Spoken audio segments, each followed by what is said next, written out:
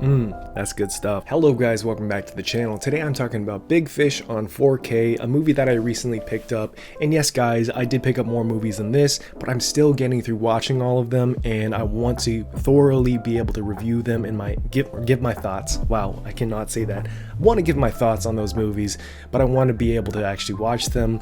It's nice talking about blind buys, but really there's nothing you can say other than what is on the surface, like literally the cover. That's all I can really talk about. So I think that's not really interesting. I'd rather go through them thoroughly. So that's why these haul videos are not coming out as soon as you'd like. Did I say like? I don't like it. I don't like it. God, that's embarrassing. Anyways, that is why those are sort of on hold at the moment. But I did pick up this movie, Big Fish, and it's just one of my favorite movies ever. And when I heard that it was announced on 4K and I pre-ordered it, I was so excited for it to come. And then when it actually arrived, I forgot that I even ordered it. But it's just one of those movies that will, without a doubt, make me cry every single time. It's such a timeless movie for me.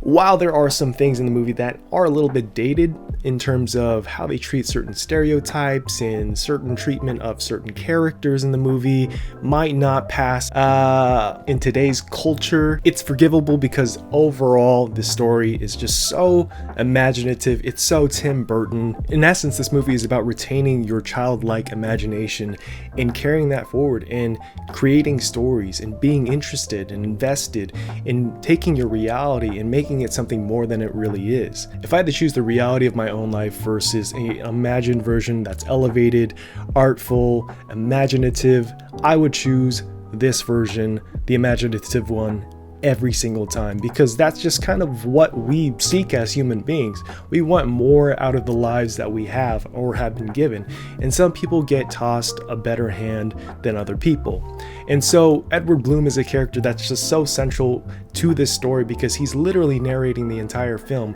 and we get it through Albert Finney or we get it through Ewan McGregor's narration. And I just think the casting for this movie is just incredible. It's just some of the best casting for a film you'd ever see. It's a movie that takes advantage of all the tools of filmmaking. You have practical effects mixed with computer-generated imagery. You have amazing set design and amazing costuming done in this movie that places you in the period, but also not just the period, but also places you in a fantastical version of the truth, which is done so well by the team behind this movie. I've watched all the behind-the-scenes footage and all the behind-the-scenes interviews and documentaries in the Blu-ray disc that's included with this. For me, seeing what's behind the curtain and seeing how effects were done behind a movie never took away the magic from the movie itself for me, because I feel that it really added to the magic of it all, because I think the magic of filmmaking is it being more than just one person. It's tons of people working together to create something that feels out of this world. And that's something about films that I've always really loved. And that's something that I really love about this movie. And it's one of the reasons I love movies. It's this movie right here. But at its core, the theme of this movie is really just holding on to your childlike imagination and the importance of storytelling, the importance of carrying on legacies and carrying on stories that will be timeless, that will live beyond our own lives. And that's just something that's so important to Tim Burton, the filmmaker behind this movie, and also the screenwriter and also the original author who wrote the book that this screenplay was based off of. But along with that theme, we also have the relationship between Will and his father. Edward Bloom is this larger-than-life character, or so he makes himself to be, and that's sort of the charm about him. He's this person that always has a story to tell, always has something in his past that connects to a certain lesson that he's trying to tell his son, and his son is just completely done with it. And you could kind of see Billy Crudup's version of this character as someone who's just unlikable, because Edward Bloom is just that likable. He's just so charming and he's such a smooth talker.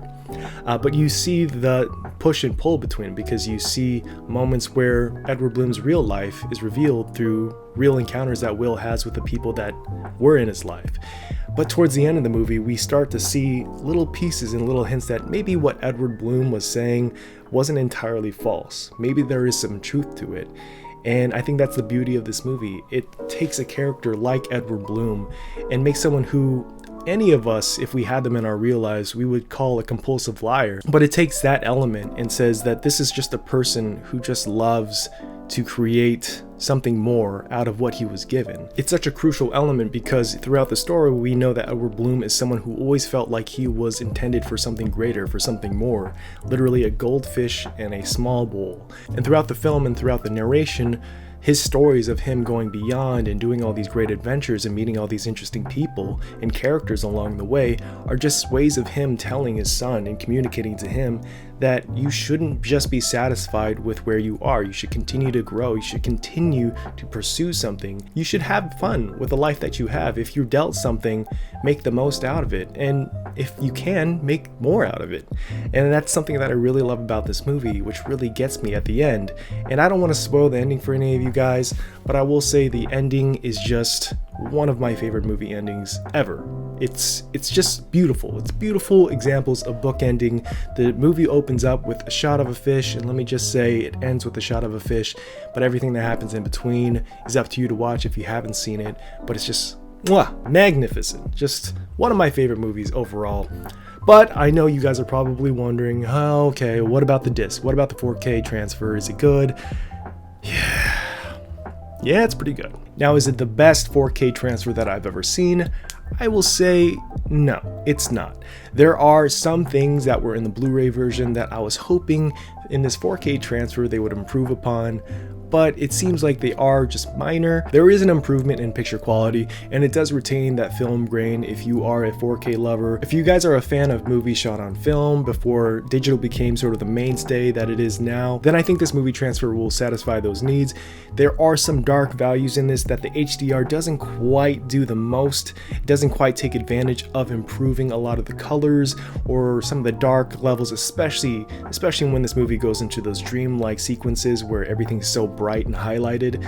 Some of those things can kind of mute out everything else in the image, and I compared it to the Blu-ray, and I wish I had some screen grabs, but I don't have that function. I don't know how to do that, but just trust my word on it or get it yourself. But I think that they could have done better in improving some of the contrasting in this movie.